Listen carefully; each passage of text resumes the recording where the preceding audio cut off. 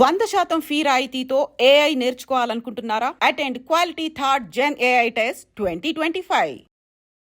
Welcome to Edream. Telugu రాష్ట్రాల్లో సంచలనం సృష్టించిన మీర్పేట కేసులో నిందితుడికి శిక్ష పడుతుందా పడదా?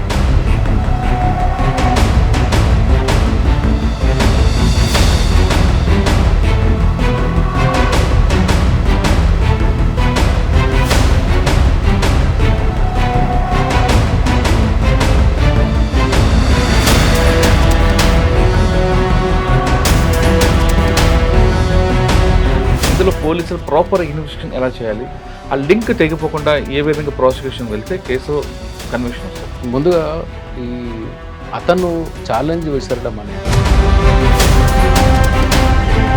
Dead body is also one of the primary evidences. ఇప్పుడు ఆ బాడీ దొరకని పక్షంలో మర్డర్ అనేది ఎలాగా కంట్రోల్ చేస్తాము అంటే వాళ్ళు చెప్పేది కూడా 8 అవర్స్లో అంత మొత్తం డిస్ట్రాయ్ చేసి 5 feet టాల్ ఉన్న విమన్ 8 అవర్స్లో ఇది వన్ డే ప్లానింగ్ అని నాకు అనిపించట్లేదు. డిఎన్ఏ బేస్ చేసుకొని కన్విక్షన్ తీసుకురావచ్చా? డిఎన్ఏ బేస్ చేసుకొని తీసుకురావచ్చు. ఇప్పుడు హెయిర్ నుంచి డిఎన్ఏ తీస్తారనుకోండి, అన్యూజువల్గా ఈ పార్ట్ ఆఫ్ బాడీలో స్కిన్ ఊడిపోదు. కానీ ఈ కేసులో శిక్ష పడాలంటే ఏం చేయాలి? శిక్ష ఖచ్చితంగా పడి తీరుతుంది ఈ కేసులో. ఎందుకు పడుతుంది అంటే ప్రైమరీ ఎవిడెన్స్ని సీజ్ చేశారు, కాపీడ్ ఎవిడెన్స్ అయినా కానీ. Welcome to Edream. తెలుగు రాష్ట్రాల్లో సంచలనం సృష్టించిన మీర్పేట కేసులో నిందితుడికి శిక్ష పడుతుందా పడదా? అసలు అది నిందితుడు అవుతాడా లేదా అనుమానితుడిగా బయటకు వస్తాడా అనే విషయంపై మనతో మాట్లాడడానికి హైకోర్టు అడ్వకేట్ శ్రీకాంత్ చింతల్ గారు ప్రస్తుతం ఉన్నారు. ఆయన అడిగి చాలా క్లారిటీగా అడుగు. సార్ నమస్తే అండి. నమస్తే అండి మురళి గారు. మీర్పేట కేసు మీ అందరికీ మీకు అందరు చూస్తారు, సెన్సేషనల్ కేసు. చాలా దారుణంగా భార్యని కట్టుకున్న భార్యని ముక్కలు ముక్కలు చేసి ఉడికించి ఎండబెట్టి దాన్ని దంచి తర్వాత చెరువులో కలిపారు. దాదాపు 8 గంటల పాటు డెడ్ బాడీ మాయించడానికి ఒక మలయాళం సినిమాని చూస్తూ ఈ విధంగా చేశాడని పోలీసుల యొక్క ఛార్జ్షీట్. అయితే నిందితుడికి ఎప్పుడైనా ఫస్ట్ ఒక ఛాలెంజ్ చేశాడు, డెడ్ బాడీ లేదు కాబట్టి మీరు ఏవైనా చేయండి, నా డెడ్ బాడీ ఏదైనా క్వశ్చన్ చేశాడు. అవును. అయితే ఒక ఛాలెంజ్గా తీసుకున్న రాచకొండ కమిషనర్ గారు ఒక FSL కొత్త ఎక్విప్మెంట్ తెప్పించి చెక్ చేసి వాళ్ళకి దొరికింది.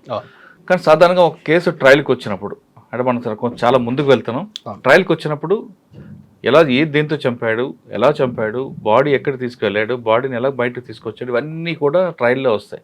మీలాంటి డిఫెన్స్ వాళ్ళు క్వశ్చన్ చేస్తుంటారు. ఇప్పుడు ఈ డిఫెన్స్ కేసు పెట్టాం కాబట్టి ప్రాసిక్యూషన్కి ఎలాగ ఇబ్బంది వస్తుంది. ఈ కేసులో నిజంగా మనం అంత దారుణంగా చేసిన వాడికి క్షమించడం అనేది చాలా బాధాకర విషయం. అటువంటి అతని వ్యక్తికి ఒక కరెక్ట్గా శిక్ష పడితే మిగతా వాళ్ళకు మెసేజ్ పోతుంది. కాబట్టి ఇందులో పోలీసులు ప్రాపర్ ఇన్వెస్టిగేషన్ ఎలా చేయాలి, ఆ లింక్ తెగిపోకుండా ఏ విధంగా ప్రాసిక్యూషన్ వెళ్తే కేసులో కన్విక్షన్ వస్తుందంట. ముందుగా ఈ అతను ఛాలెంజ్ విసరడం అనేది చాలా ఆందోళన కలిగించే ఒక అంశం. అది నేను డెడ్ బాడీని మాయం చేశాను కాబట్టి మీరు చేయలేరు. వాస్తవానికి అది కొంతవరకు నిజం కూడా. ఎందుకు అంటే మర్డర్ జరిగిన తర్వాత dead body is also one of the primary evidences. Post mortem చేస్తాం కదా, పోస్ట్ మార్టం చేసిన తర్వాత dead body it self is an evidence. మీకు సైంటిఫిక్ ఎవిడెన్స్ లో కూడా పోస్ట్ మార్టం రిపోర్ట్ అడుగుతారు. పోస్ట్ మార్టం రిపోర్ట్ ఉండదు. పోస్ట్ మార్టం రిపోర్ట్ ఉండదు. అంటే డెత్ ఉందంటే పోస్ట్ మార్టం రిపోర్ట్ ఉండాలి. That is body is an evidence బేసిక్గా. సో ఇప్పుడు ఆ బాడీ దొరకని పక్షంలో మర్డర్ అనేది ఎలాగా కంట్రోల్ చేస్తాము అనేది మంచి it's a good legal point. In fact ఇతను ఏ సినిమాలు చూసి ఇన్స్పైర్ అయ్యాడో నాకు తెలియదు, కానీ దీని మీద ఇంగ్లీష్ సినిమాలు కూడా ఉన్నాయి. గాన్ గర్ల్ అని ఒక చాలా ఫేమస్ మూవీ ఉంది, అందులో కూడా ఆల్మోస్ట్ ఇలాంటి దీనిలో ఉంటుంది. తెలుగు కన్నడలో ఏ మూవీ నాకు తెలియదు, మలయాళంలో మలయాళంలో సూక్ష్మదర్శిని కరెక్ట్. అలాంటి మూవీస్ చూసి ఇన్స్పైర్ అయ్యి బాడీ లేదు కాబట్టి మేము క్రైమ్ బయటికి రాదు అనుకో. సాధారణ మర్డర్ కేసులో అంటే ఈ కేసు కాకుండా ఒక మర్డర్ కేసులో ఇన్వెస్టిగేషన్ ఎలా స్టార్ట్ చేస్తారంటే PMI రిపోర్ట్ నుంచి కానీ లేదా ఫస్ట్ కంప్లైంట్ తన కూతుర్ని పలానా అల్లుడు చంపాడు, దానికి రీజన్ చెప్తారు వాళ్ళ పేరెంట్స్. అక్కడ నుంచి స్టార్ట్ చేసుకొస్తే దానికి కంప్లైంట్ అక్కర్లేదు మురళి గారు. ఇప్పుడు క్రైమ్ అనేది ఎప్పుడు కూడా స్టేట్ రాంగ్. అది దానికి ఒక వ్యక్తిగతంగా ఒక వ్యక్తి వచ్చి కంప్లైంట్ ఇవ్వాలనేది అవసరం లేదు. ఒక నాలెడ్జ్లోకి పోలీస్ వాళ్ళ నాలెడ్జ్లోకి వచ్చినా ఎనీ కామన్ పర్సన్ నాలెడ్జ్లోకి వచ్చినా కానీ ఆ క్రైమ్ని స్టేట్ ఇన్వెస్టిగేట్ చేసి దాని మీద అక్యూజ్డ్ పర్సన్ ఎవరు ఉన్నారు, ఎవరెవరు అనుమానితులు ఉన్నారు, వాళ్ళందరినీ విచారించి శిక్ష పడేలాగా ప్రాసిక్యూషన్ అదే సార్ ఆ ప్రొసీజర్ లో పిఎంఏ రిపోర్ట్ మస్ట్ ఉంటుంది. ఎస్ మస్ట్ అంటే పిఎంఏ రిపోర్ట్ అనేది మర్డర్ జరిగినప్పుడు ఖచ్చితంగా మర్డర్ ఛార్జెస్ ఉన్నాయి కాబట్టి పోస్ట్మార్టం రిపోర్ట్ అనేది కావాలి. అయితే ఇక్కడ ఈ బాడీ రిమైన్స్ ఏదన్నా తనకి దొరికితే ఆ రిమైన్స్ ఉన్నాయి కాబట్టి అది సరిపోతుంది. ఎందుకు సరిపోతుంది అని చెప్తాను. ఒక థియరీ ఉంది, లాస్ట్ సీన్ థియరీ అంటాం. దీన్ని లాస్ట్ సీన్ థియరీ ఏంటి అంటే ఎవిడెన్స్ యాక్ట్లో మీకు ఒక వ్యక్తిని లాస్ట్గా ఇప్పుడు మన ఇద్దరం ఉన్నాం, మన ఇద్దరం కలిసి ఒక చోటకి వెళ్ళాము, దానికి ఎవిడెన్స్ ఉంది. మీరు నేను కలిసి ఉన్నాం అనడానికి ఎవిడెన్స్ ఉంది. తర్వాత నేనేమయ్యానో తెలియదు. సో మీరు లాస్ట్ ఆ వ్యక్తిని లాస్ట్ కలిసింది మీరే, మీరు ఆ వ్యక్తితోనే లాస్ట్ ఉన్నారు, మీ తర్వాతనే అతను చనిపోయాడు కాబట్టి ఆ సర్కమ్స్టాన్సెస్ నుంచి మీ తర్వాత అతన్ని ఎవరు చూడలేదు కాబట్టి మీ మీద ప్రైమా ఫేస్ మీ మీద నేను ప్రూవ్ చేసుకోవాలి, మీరు ప్రూవ్ చేసుకోవాలి. ఇప్పుడు ఆ కేసు మన ఈ కేసులో తీసుకుంటే అమ్మాయి సీసీటీవీలో వీళ్ళిద్దరు కలిసి ఇంట్లోకి వెళ్ళారు. ఇంట్లోకి వెళ్ళిన తర్వాత తను అక్కడి నుంచి బయటకు వచ్చింది లేదు, సీసీటీవీ మిస్ అయినట్టు కూడా ఏం లేదు, కంటిన్యూస్ సీసీటీవీ ఉంది. కాబట్టి ఆ విమెన్ అక్కడి నుంచి బయటకు ఎప్పుడు వచ్చింది? అన్లెస్ ఏదన్నా ఒక 5 నిమిషాలు 1 నిమిషమో సీసీటీవీ పనిచేయలేదు అనేది ఏదన్నా డిఫెన్స్ అయ్యి ఉంటే తప్ప కంటిన్యూడ్ సీసీటీవీ ఫుటేజ్ ఉంటే తప్పించుకునే ఆస్కారాలు పెద్దగా ఏం లేవు. ఎందుకంటే వన్స్ స్క్రాప్ ఆఫ్ డిఎన్ఏ దొరికినా సరిపోతుంది. ఓకే, దాని పోస్ట్మార్టం రిపోర్ట్ కంపల్సరీగా ఉండాలనేది ఇట్స్ నాట్ రూల్. అలాంటి రూల్ ఏం లేదు. వన్ ఆఫ్ ద ఎవిడెన్స్ అంతే, అంత రూల్ ఏం లేదు. సార్ మనం ఈ కేసులు తీసుకుంటే ఆయన ముందు జరిగిన అందరు కంప్లైంట్ ఏంటో మదర్. అవును. ఇప్పుడు మరి పిఎంఏ లేదు, రిపోర్ట్ లేదు, కానీ డిఎన్ఏ ఉంది. అక్కడ చిన్న టిష్యూ దొరికింది, ఆ టిష్యూలో డిఎన్ఏ ప్రకారం పిల్లల డిఎన్ఏ మ్యాచ్ చేస్తారు. ఓకే, చనిపోయిన ఆమె ఫలానా కానీ తర్వాత రీజన్ ఎందుకు, ఎలా చంపాడు, ఎక్కడ కట్ చేశాడు, మనకు మెయిన్ కట్టింగ్ దగ్గర కూడా వస్తుంది. ఏ బ్లేడ్ వాడాడు, అంటే సీజర్ నేను చూశాను, మరి ఎంతవరకు అథెంటిక్ నాకు తెలియదు, వాట్సాప్ లో సర్క్యులేట్ అయితే చూసాను నేను. అందులో కిచెన్ నైఫ్ తో కట్ చేశాడని ఉంది. అది కిచెన్ నైఫ్ తో కట్ చేశాడు అనడానికి బ్లేడ్ అంటున్నారు కదా, కిచెన్ నైఫ్ అని చెప్పేసి ఉంది దాంట్లో. యాక్సెస్ బ్లేడ్ అనేది నేను చూడలేదు, నేను చూసిన పాతది కూడా అయి ఉండొచ్చు. సో కిచెన్ నైఫ్ యూజ్ చేసాడని ఉంది. కిచెన్ నైఫ్తో అంత పెద్ద బాడీని కట్ చేశాడు, ఎలా కట్ చేశాడు, ఫస్ట్ ఆర్మ్స్ కట్ చేశాడు, తర్వాత లెగ్స్ కట్ చేశాడు, తర్వాత నడుం దగ్గర కట్ చేశాడు అని ఇట్లాంటి ఏదో డిస్క్రిప్షన్ ఏదో చూసాం అలిగేషన్లో కూడా, వాళ్ళు ఇచ్చిన దానిలో కూడా. సో కిచెన్ నైఫ్ అనేది వన్ మర్డర్ వెపన్స్ ఏమేమి ఇన్వాల్వ్ అయి ఉన్నాయి అనేది ఇట్స్ వన్ ఇష్యూ. ఇంకొక ఇష్యూ ఏంటంటే ఇతను ఈ ఎవిడెన్స్ని డెస్ట్రాయ్ చేయడానికి ఎలాంటి పరికరాలను వాడాడు. ఇప్పుడు ఆ హీటర్ ఏదో వాడని చెప్తాడు, బకెట్లో డిఎన్ఏ ఉంటుంది, హీటర్కి ఉంటుంది, ఎందుకంటే కొంచెం స్కిన్ అని అంటుకుంటుంది. ఆ తర్వాత ఫ్లష్ చేసిన దాన్ని ఏం చేయలేము, డైల్యూట్ అయిపోయి ఉంటుంది కాబట్టి. ఇట్లా కొన్ని పార్ట్స్ మాత్రము దొరికే ఛాన్స్ ఉంది, అంటే డిఎన్ఏ ట్రేసెస్ దొరికే ఛాన్స్ మాత్రం ఖచ్చితంగా ఉండొచ్చు. అయితే దీంట్లో అన్నింటిలో ఆశ్చర్యకరమైన విషయం ఏంటంటే మురళి గారు, యావరేజ్ ఒక 5 feet టాల్ ఉమెన్ వేసుకుందాం, ఆవిడని 5 feet అనుకుందాం, average Indian women height 5 feet అనుకుందాం. 5 feet టాల్ ఉండే ఒక ఉమెన్ని పొద్దున 11 నుంచి సాయంత్రం 6 గంటల లోపల బాడీని ఒక కిచెన్లో డెస్ట్రాయ్ చేసేంత పైశాచికాన్ని అలా చెయ్యొచ్చు అనే ఒక ప్లాట్ని అతను సెట్ చేశాడు. సినిమాలు చూసో లేకుండా ఇంకో ఏదైనా చేశాడు అనేది అది పక్కన పెడదాం కాసేపు. ఇది చాలా చాలా జుగుప్స కలిగించేది, అట్లాగే భయం కలిగించేలాగా కూడా ఉంది. ఇది ప్రాక్టికల్గా ఇతను 1 dayలో చేశాడని నేను అనుకోవట్లేదు. ఇట్స్ అంతకుముందు ప్రీ ప్లానింగ్ అయి ఉండొచ్చు. అది 1 dayలో అప్పటికప్పుడు కాసేపు. ప్రాసిక్యూషన్ వల్ల స్టోరీ ఏంటి, పొద్దున గొడవ అయింది, పిల్లల్ని వదిలేసి వచ్చారు, పొద్దున గొడవ అయింది, కొట్టాడు, తర్వాత రియలైజ్ అయ్యాడు చచ్చిపోయిందని, అప్పటి నుంచి ప్లాన్ చేశాడు అనేది. సో నాకేమో అది పెద్దగా అంత కన్విన్సింగ్ థియరీ అనిపించలేదు నాకు. అది ఇతనికి ప్లానింగ్ ఉండాలి, ఇతని క్రిమినల్ మైండ్ ఉండాలి, ఇతను బహుశా దీని మీద స్టడీ కూడా చేసి ఉండాలి, ఇలాంటివి ఏదన్నా ఉండుంటాయి. అంటే వాళ్ళు చెప్పేది కూడా 8 hours అంతా మొత్తం డిస్ట్రాయ్ చేసి 8 hours డిస్ట్రాయ్ చేశాడు. 5 feet టాల్ ఉన్న ఉమెన్ 8 hours మటన్ ఉడకబెట్టినా కానీ 4 hours పడుతుంది, అంటే మెత్తగవ్వడానికి. మీరు కట్ చేసి పీసెస్ చేసి, అంటే స్కల్ పెద్ద లార్జ్ బోన్స్, దాన్ని మళ్ళీ పాండింగ్ చేశాడు అని, పౌడర్ లాగా చేసి కలిపేశాడని, ఇవన్నీ ఉన్నాయి. నెక్స్ట్ డే పెట్టుకున్నాడు అనేది మెల్లమెల్లగా ఒక్కొక్కసారి డిస్ట్రాయ్ చేసుకుంటూ వచ్చాడు మెల్లగా. 2 to 3 days వరకు డిస్పోజ్ చేసినట్టున్నాడు వీటన్నిటిని కూడా. ఇది 1 day ప్లానింగ్ అని నాకు అనిపించట్లేదు.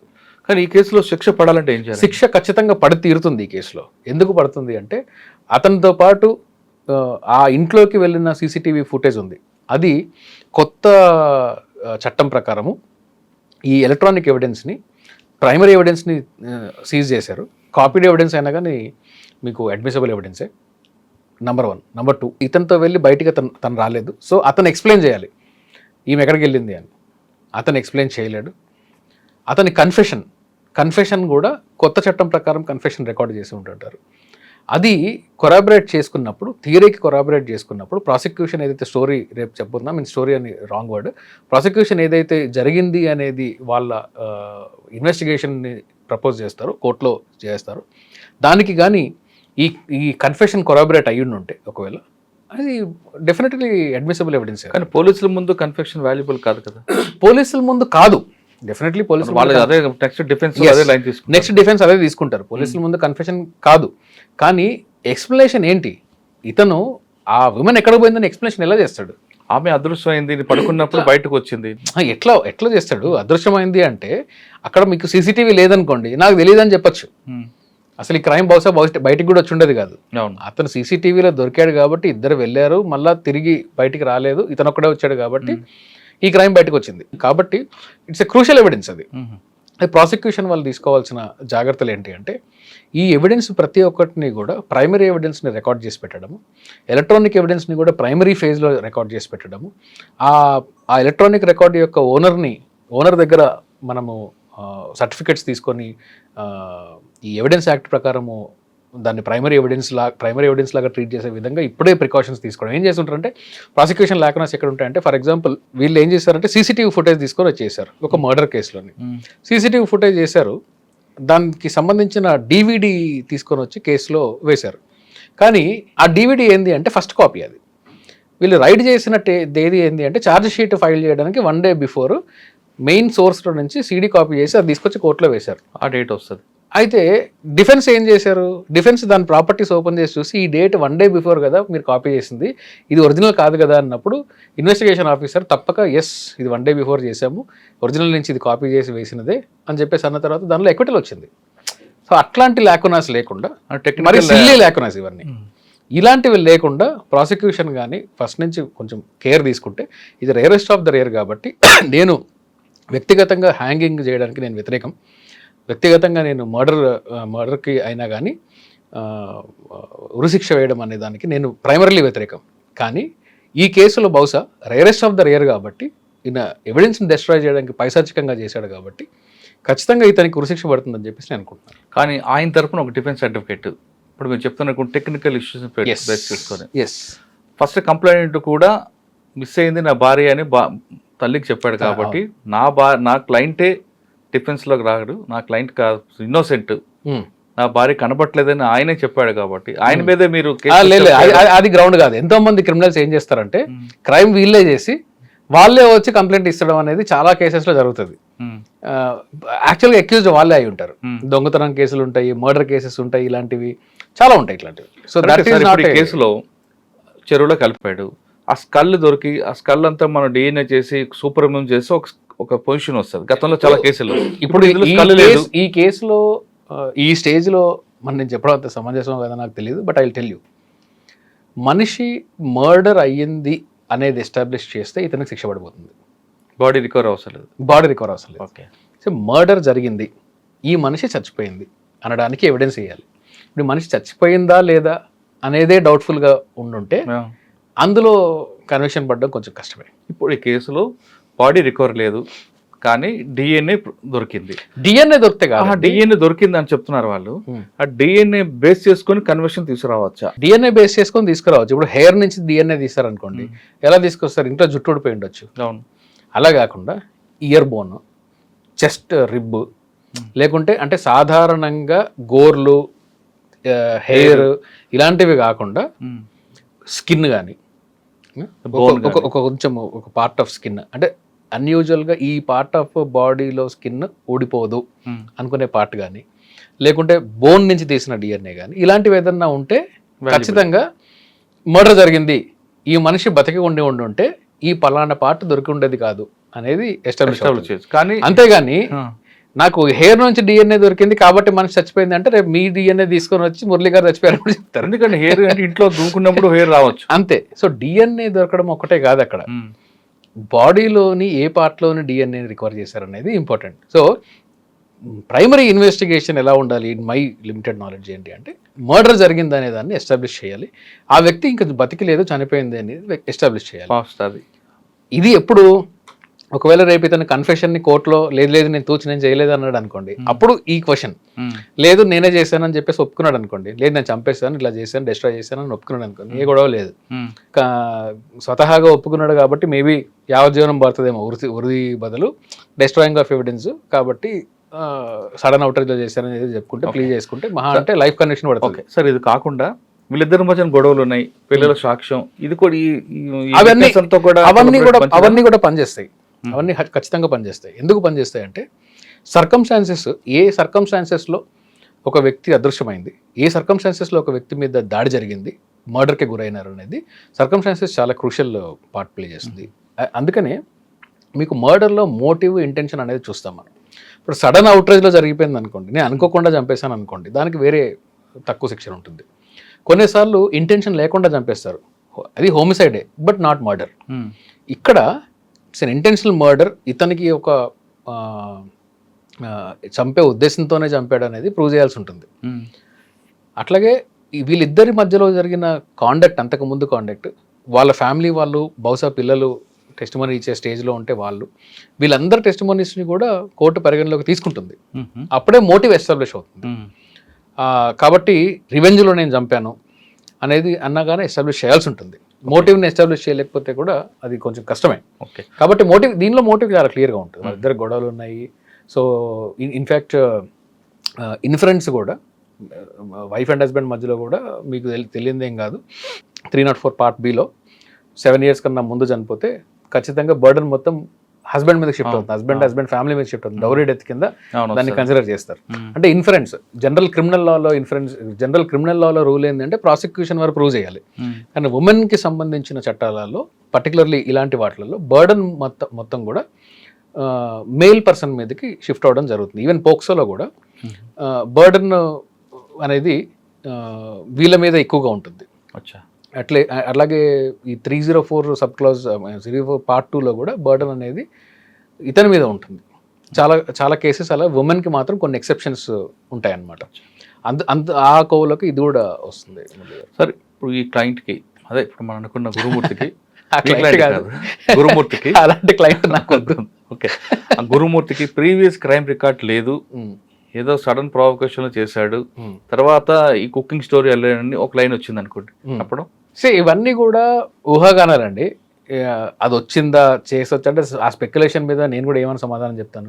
రేపు పొద్దున ఆ స్పెక్యులేషన్ వచ్చింది అనుకోండి, ఒకటే నా ఆన్సర్ ఏంటి అంటే, ప్రాసిక్యూషన్ వాళ్ళు వాళ్ళ థియరీని మాత్రం, వాళ్ళు ఏదైతే ఇన్వెస్టిగేషన్లో బయటపడ్డ నిజం ఉందో ఆ నిజాన్ని డిఫెన్స్ ఎదుర్కొన్నా కానీ డిఫెన్స్ స్క్రూటినీలో లాకునాస్ లేకుండా చూసుకోవడం వరకే ప్రాసిక్యూషన్ వాళ్ళకి నేను చాలా గట్టిగా అలా చేయాలని చెప్తాను. సార్, ఇతనికి మెంటల్గా ఎలాంటి కండిషన్ ఉన్నాడు, సైకో టెస్ట్ కూడా పనికొస్తుందట సైకాలజిస్ట్కి? సైకియాట్రిక్ టెస్ట్ అంటే ఇప్పుడు సైకోపాత్ అయి ఉండొచ్చు ఇతను, అందులో అతను పైశాచికంగా ఉండుండొచ్చు. బట్ సైకోపాత్ అయినంత మాత్రం అతనికి ఏం శిక్ష తగ్గదు. సైకోపాత్ యాంటీ సోషల్ ఎలిమెంట్ అనుకోండి, జైల్లో పెడతారు అంతే. సో దాన్ని ఏం కన్సిడరేషన్ ఏం చేయడం. ఒకవేళ మెంటల్లీ అసలు ఇన్కెపాసిటేటెడ్ అని అంటే అది వేరు. సార్, ఈ మొత్తం ఎపిసోడ్లో మీడియాలో రకరకాల కథనాలు రావడం, దాంతో కమిషనర్ గారు కూడా కొంచెం సీరియస్ అయ్యారు. మీరు ఇటువంటి సోషల్ రెస్పాన్సిబిలిటీ లేకుండా చేయడం వల్ల కేసు పక్కదోవ పడుతుంది, నిందితుడికి శిక్ష పడకుండా కాపాడే విధంగా మీరు చేస్తున్న ఇవన్నీ, దాన్ని మనం ఏ విధంగా మనం చూస్తాం ఏంటంటే, ఎవరన్నా ఒక జడ్జి గారు కానీ లీగల్ ఫెటర్నిటీ కానీ కమిషనర్ గారి మీద కూడా కోప్పడాలి. ఆయన మీడియా మీద కోప్పడినాడు. ఎందుకంటే అసలు మీడియాకి ఎలా తెలిసింది? మీరు అసలు ఇన్వెస్టిగేషన్ చేసి ప్రాపర్ రిపోర్ట్ కూడా బయటికి పెట్టినప్పుడు, ఈయన ఉడికించాడు, తర్వాత ఈయన కన్ఫెషన్ స్టేట్మెంట్ మొత్తము మీరు అఫీషియల్గా మీడియాకి చెప్పినప్పుడు, మీడియాలో తాటకైనంత అక్షరాలతో ఎట్లా వచ్చింది? మీ దగ్గర నుంచి లీక్, అంతే కదా, పోలీస్ దగ్గర నుంచి లీక్ లేకపోతే ఎట్లా వచ్చింది బయటికి? చెప్పింది మీరు కదా, మీ డిపార్ట్మెంట్ వాళ్ళు చెప్పారు. మీ డిపార్ట్మెంట్ వాళ్ళని కూడా కంట్రోల్లో పెట్టుకోండి. ఇన్వెస్టిగేషన్ మీడియా వల్ల డ్యామేజ్ అవుతుంది అనడం అనేది one aspect. Yes, definitely media job ఏంటి? మీడియా జాబ్ నిజాన్ని పబ్లిక్ దాకా తీసుకెళ్ళడం. మీరే ప్రెస్ మీట్ పెట్టి ఇది జరిగింది, స్పెక్యులేషన్స్ వద్దని మీరే ఫస్ట్లో చెప్పి ఉండొచ్చు కదా. దానికి స్కోప్ ఇచ్చింది ఎవరు? లీకేజ్ ఇచ్చింది ఎవరు? అది తప్పది.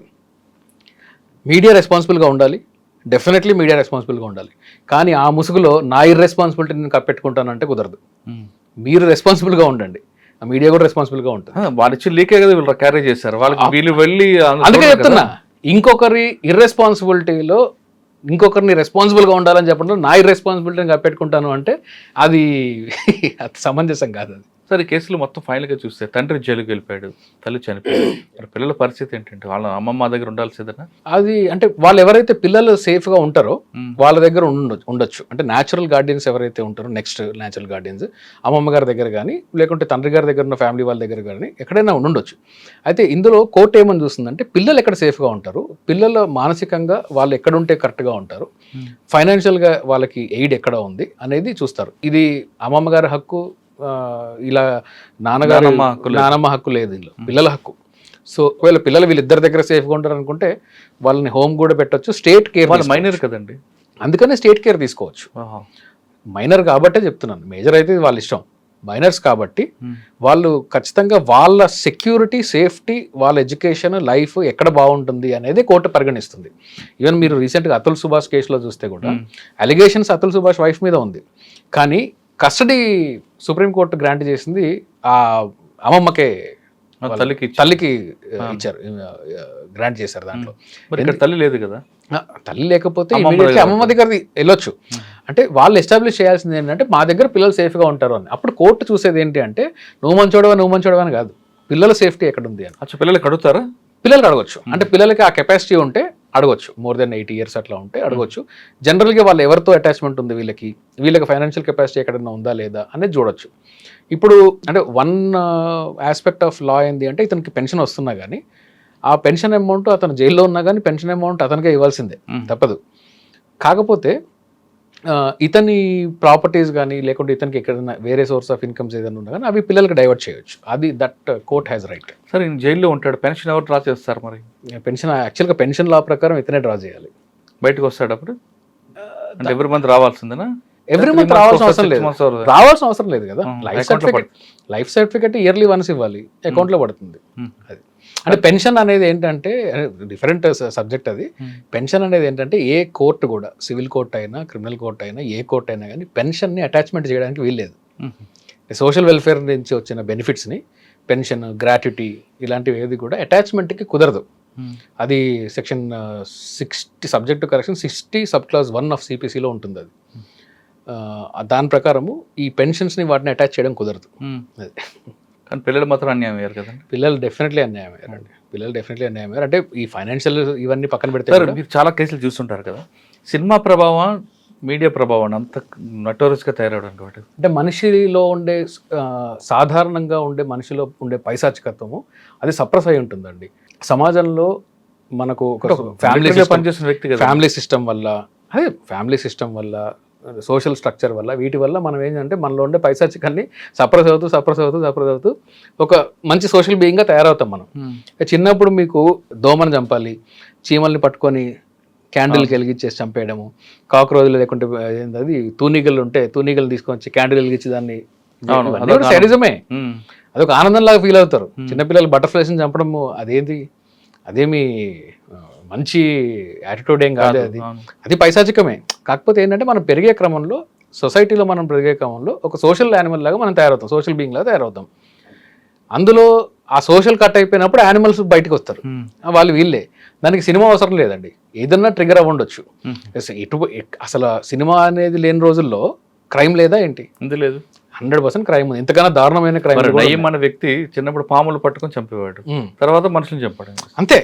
సో ఫర్ హిమ్ ఆ చిన్నప్పటి నుంచి కూడా ప్రతి మనిషిలోనూ ఈ పైశాచికం ఉంటుంది. అంటే వీడికి చిన్నప్పటి నుంచి ఉంది, తల్లిదండ్రులు ఎవరు అది మనము చెప్పలేనండి. కాకపోతే ఇతను చేసిన విధానము అంత చాలా ఈజీగా మనిషిని చంపేస్తే రిగ్రెట్ అవ్వచ్చు, ఇంకో విధంగా డిస్పోజ్ లేదంటున్నారు పోలీసులు, చెయ్యొచ్చు, లేకుంటే హ్యాంగ్ చేసి సూసైడ్ చేస్తుందని చెప్పొచ్చు, చేసి ఉండొచ్చు ఇట్లాంటివి. అలా కాకుండా అంత ఎంత క్రూరము, ఎంత పైశాచికం ఉండుంటే తన మైండ్లో, ఎంత సెడిస్ట్ ఫెలో అయ్యిండుంటే బాడీని తీసుకొని ముక్కలుగా కట్ చేసి బకెట్లో ఉడకబెట్టి మళ్ళీ స్టవ్ మీద కాల్చి పౌడర్ చేసి ఇదంతా నిజమైతే మాత్రం అసలు అన్ఇమాజినబుల్. సో సినిమా ప్రభావం, మీడియా ప్రభావం అని చెప్పేసి నేను దాన్ని కంట్రోల్, ఎందుకంటే ఆ సినిమాలు నేను కూడా చూశాను. అంటే ఎక్కడో ఉండుంటది, అది ఇప్పుడు బయటపడింది. ఈ క్రైమ్ సినిమాలన్నీ నేను కూడా చూశాను. నేను మీరు చెప్పలేదు, చెప్పినట్లుగా ఈ గురుమూర్తికి మా చిన్నప్పటి నుంచి ఎక్కడో ఉంది. జనరల్గా ఇలాంటి క్రైమ్లో ఉండే వాళ్ళలో మెజారిటీ సెక్షన్ ఇలాగే ఉంటుందండి. ఈ క్రైమ్ అనేది, వాళ్ళ యాటిట్యూడ్ అనేది చిన్నప్పటి నుంచి ఉంటుంది, ఎక్కడో దగ్గర ఇన్హెరెంట్గా ఉంటుంది. ఇలాంటి సిచ్యువేషన్ వచ్చినప్పుడు బయటకు వస్తాయి అంతే, అవన్నీ. దానికి మీడియానే అక్కర్లేదు. ఈ మీడియా ఏంటంటే క్రియేటివిటీకి పనికొస్తాయి అంతేగాని మర్డర్ చేయకుండా, మర్డర్ చేసింది మీడియా వల్ల కాదు, మర్డర్ చేసింది సినిమా వల్ల కాదు. వీడు మర్డర్ చేశాడు, తర్వాత సినిమాలో చూపించిన నాలెడ్జ్ని ఉపయోగించుకున్నాడు, అంతేగాని మర్డర్కి సినిమాకి సంబంధం లేదు. అది రాంగ్ ఆర్గ్యుమెంట్ అది. సార్ ఫైనల్గా చెప్పండి, ఈ కేసులు కన్విక్షన్ రావాలంటే ప్రాసిక్యూషన్ ఏం చేయాలో చెప్పుకొచ్చారు. ఎస్, కానీ పోలీస్ ఏం చేయాలండి? పోలీస్ ప్రాసిక్యూషన్ ఒకటే. అవును, కానీ కొన్ని వాళ్ళకున్న ఒత్తిడి వల్ల కొంచెం ట్రాక్ తప్పకుండా చేయాలంటే ఏం చేయాలి? ట్రాక్ తప్పకుండా చేయాలంటే ఏం చేయాలంటే అండి, చాలా నిరభ్యంతరంగా ప్లెయిన్ లాంగ్వేజ్లో చెప్తున్నాను, ఎవరెంత నొచ్చుకున్నా పర్వాలేదు, ప్లెయిన్ లాంగ్వేజ్ చెప్తున్నాను. మనకుండే పోలీసులలో లీగల్ నాలెడ్జ్ చాలా చాలా మినిమల్గా ఉంటుంది. దయచేసి ఈ ఇన్వెస్టిగేషన్ చేసేవాళ్ళు, మీరు ఎంత పెద్ద మేధావులని మీరు అనుకున్నా పర్వాలేదు నాకు, మీరు నిజంగా అయ్యుండొచ్చు కాక, మీరు నిజంగా చాలా కాంపిటెంట్ అయ్యుండొచ్చు, అయినా ఒక మంచి క్రిమినల్ లాయర్ దగ్గర, బహుశా మీ డైరెక్టర్ ఆఫ్ ప్రాసిక్యూషన్స్లో చాలా మంచి కాంపిటెంట్ పర్సన్స్ ఉన్నారు. ప్రాసిక్యూషన్లో ఫైనెస్ట్ ప్రాసిక్యూటర్స్ ఉన్నారు మన దగ్గర, హైదరాబాద్లోనే ఉన్నారు, నాకు తెలిసిన వాళ్ళు కూడా ఉన్నారు. సో ఈ మంచి ప్రాసిక్యూటర్స్ దగ్గర లేదా క్రిమినల్ లాయర్స్ దగ్గర మీరు ఒకసారి ఫైల్స్ తీసుకొని కూర్చొని దాన్ని కోర్టులో ప్రజెంట్ చేసే విధానంలో కూడా ల్యాకునెస్ ఉన్నాయా, ఎక్కడన్నా ఏమన్నా లీగల్గా మేము ఏమన్నా కంప్లై చేయట్లేదా అనేది చూడాలి. ఇన్ఫ్యాక్ట్ ఇది ప్రతి కేసులోనే చేయాలి. చాలా నెగ్లిజెంట్గా, రీసెంట్గానే ఒక కేసు చెప్తే, అది నేను ఒక ప్రైవేట్ మీడియాలో నేను వీక్లీ రాసే ఒక ఆర్టికల్లో కూడా రాశాను ఈ విషయాన్ని. పోలీసు వారి దగ్గరికి ఒక సైబర్ క్రైమ్ జరిగింది, అంటే సైబర్ బుల్లింగ్ అనుకోండి. ఒక అమ్మాయిని స్టాక్ చేశాడు, దాంట్లో వేరే వేరే అలిగేషన్స్ ఉన్నాయి. తిని వెళ్ళి కేసు పెట్టింది. కేసు పెట్టిన తర్వాత వాళ్ళు ఛార్జ్ షీట్ కూడా రెడీ చేశారు. నన్ను అప్రోచ్ అయ్యి, ఈ విక్టిమ్ నన్ను అప్రోచ్ అయ్యి, ఈ విక్టిమ్ నాకు అడిగారు, నేను మిమ్మల్ని పెట్టుకోవాలనుకుంటున్నాను లాయర్గా. అంటే ప్రాసిక్యూషన్ చేస్తారమ్మా, మేము కావాలంటే అసిస్ట్ ప్రాసిక్యూషన్గా ఉండొచ్చు, లేదా స్పెషల్ ప్రాసిక్యూషన్ ఈ కేసులో అవసరం లేదు, కాబట్టి అసిస్ట్ ప్రాసిక్యూషన్లో ఉండొచ్చు. మీరు ఛార్జ్ షీట్ వేస్తా అంటున్నారు కదా, మనం ఛార్జ్ షీట్ వేసిన తర్వాత నేను అసిస్ట్ ప్రాసిక్యూషన్ వేసి నేను ప్రాసిక్యూషన్ అసిస్ట్ చేస్తానని చెప్పాను. ఈ లోపల ఏదో చూద్దామని చెప్పి చూస్తే ఫస్ట్ పేజ్ నుంచి లాస్ట్ పేజ్ దాకా అన్ని తప్పులే. వాళ్ళు డ్రాఫ్ట్ ఛార్జ్ షీట్ కూడా అన్ని తప్పులే. తినకి ఇచ్చారు, ఇవి పెడుతున్నాం మేము, ఇవి పెడుతున్నాం అని చెప్పారు. తర్వాత డ్రాప్ చేశారా, కాపీ పేస్ట్ చేశారా? అది కాపీ పేస్ట్ చేసినట్టే ఉంది. ఆ తర్వాత వాళ్ళు యాక్సెస్ చేస్తారా అని చెప్పి సరే ఎంతో రిక్వెస్ట్ చేస్తే వెళ్ళి చూసాం. ఆ కాపీ వెళ్ళి కూర్చొని పోలీసులతో కూర్చొని చూస్తే దాంట్లో కనీసము ఎలక్ట్రానిక్ ఎవిడెన్స్ తీస్తే, ఆ ఎస్ఐని నేను ఎంత అప్రిషియేట్ చేస్తానంటే, చాలా మంచి ఇన్వెస్టిగేషన్ చేశాడు ఆ ఎస్ఐ ఆ కేసులో. అతను ఈ ఫోన్ నంబర్ ఇతందే అని చెప్పడానికి సెల్యులార్ కంపెనీకి వెళ్ళాడు. సెల్యులార్ కంపెనీకి జనరల్గా చేయరు, సెల్యులార్ కంపెనీకి వెళ్ళాడు, వాళ్ళకి ఒక లెటర్ పెట్టాడు. సెల్యులార్ కంపెనీలో ఇతని డేటా ఇదే కరెక్ట్, ఇతను కేవైసీ కూడా ఇదే ఇచ్చాడని చెప్పేసి ఆ పేపర్ తీసుకొని వచ్చాడు. ఈ తర్వాత ఇతను ఒక మెయిల్ ఐడి యూజ్ చేస్తే ఈ మెయిల్ ఐడి ఎవరిది అని చెప్పడానికి సైబర్ క్రైమ్ వాళ్ళకి లెటర్ పెట్టాడు. అక్కడి నుంచి ప్రూఫ్ తీసుకున్నాడు. సైబర్ క్రైమ్ వాళ్ళ దగ్గర నుంచి ఇతను అఫీషియల్గా అప్రూవ్డ్ అఫీషియల్ లెటర్స్ని తీసుకున్నాడు, దాన్ని పెట్టాడు.